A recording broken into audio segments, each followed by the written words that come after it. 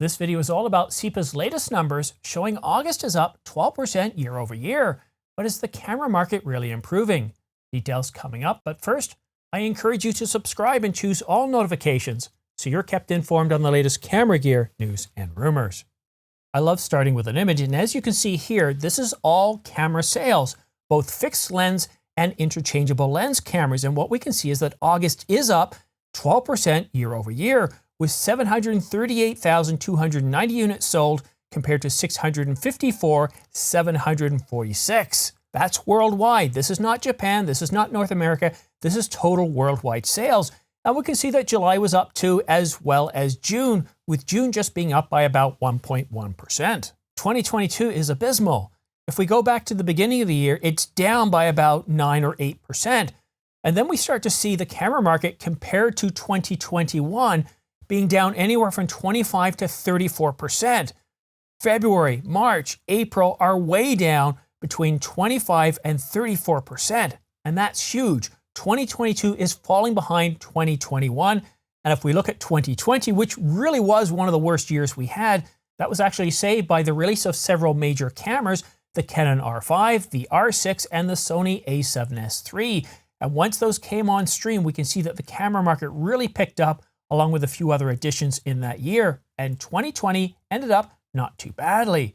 But the last time I checked, we didn't get any major camera announcements in July or August of this year that would help see these numbers really jump up. Unless we get some sort of major announcement this month, I can't see 2022 pulling off what happened in 2020, where we had a dramatic jump between August and September, continuing to October and November. The way things are heading, 2020 could produce less sales than 2021 as well as 2022.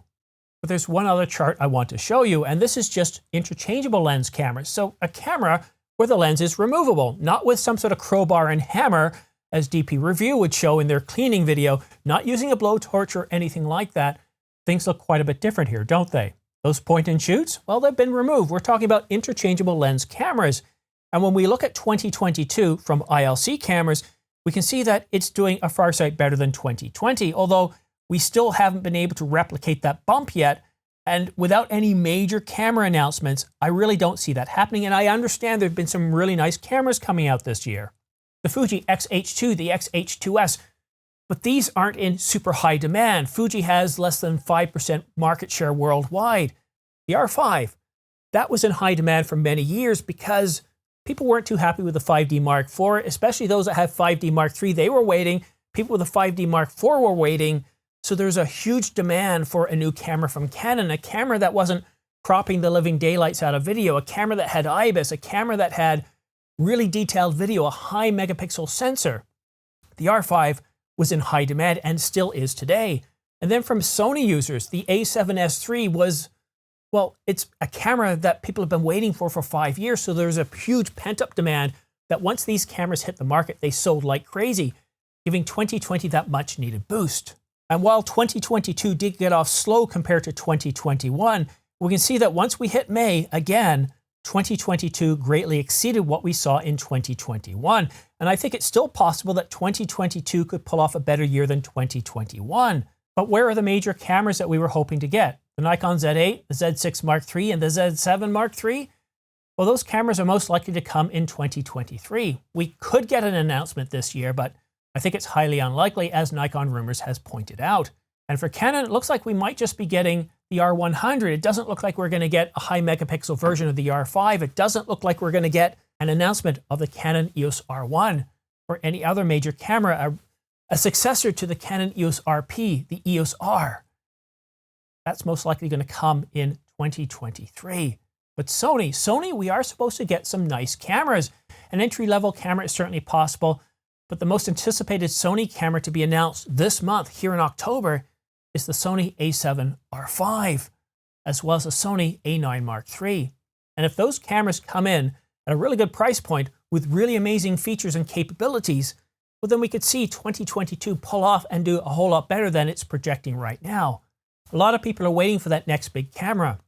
A lot of Canon users that are looking at the R3, looking at the 1DX Mark III and thinking, the R1, we're not too far away. We're less than a year away from some sort of announcement. so maybe I'll hold off. And that EOS RP, it's a good camera, and we know it's going to go on sale for around $899 here around Black Friday. But if you know a successor is coming, wouldn't you be willing to wait about another 6 months? Same with the EOS RP Mark II, sorry, the EOS R Mark II. Most likely both of these two cameras are going to be called the R8 and the R9. There's not a lot coming out from Canon this year. We might get some lenses, some RFS lenses, some RF lenses, but definitely not some EF lenses. The camera market is no longer in free fall, but it's certainly not off life support. 2022 looks to be very similar to 2021, which wasn't that much better than 2020. Will 2023 be that much better? Could the R1 or the A7R5 save the camera market? No, I don't really think so, because I think there's a transitional threat here, and it's still the smartphone. The latest iPhone has a 48 megapixel sensor. 48 megapixels. It's pretty amazing. And while these smartphone cameras can't reproduce the optics of a really good solid lens like, well, it's going to pick up the 100 to 500, but even the 24 to 105, you just can't beat really good glass. But for the majority of the population, for the majority of the market, do they really need that? They have to buy a smartphone anyhow, and if they're getting a really good camera that can produce video and stills, is that enough for them? And I can argue, I can say that when it comes to video, the iPhone 14 is nowhere near close to being able to produce what I can produce in low light. I'm talking about forests, I'm talking about in shaded areas. The level of noise that I can get with the iPhone 12 and even the 13, let alone the iPhone 14, which I don't have yet, is significant. But you see, most people don't care. Most people are happy with their iPhones, their Samsungs.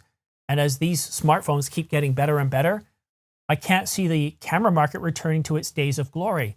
But could it stabilize around 7 million units worldwide?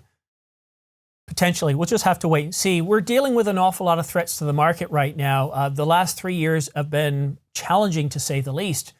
We've got global disasters, and that's putting it bluntly, or being conservative.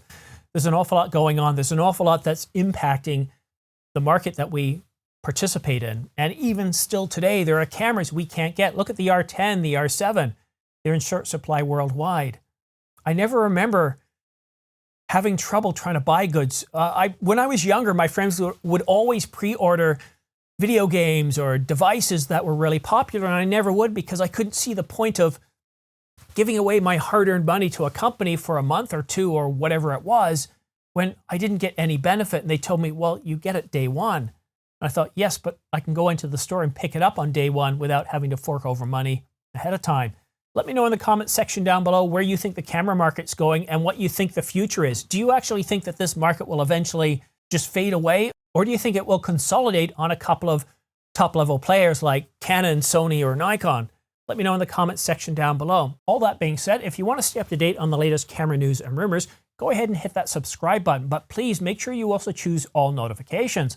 That way, as soon as I publish a new video like this one here, YouTube will notify you, so that way you can stay up to date on the latest camera news and rumors. Thank you so much for watching. We'll see you again soon.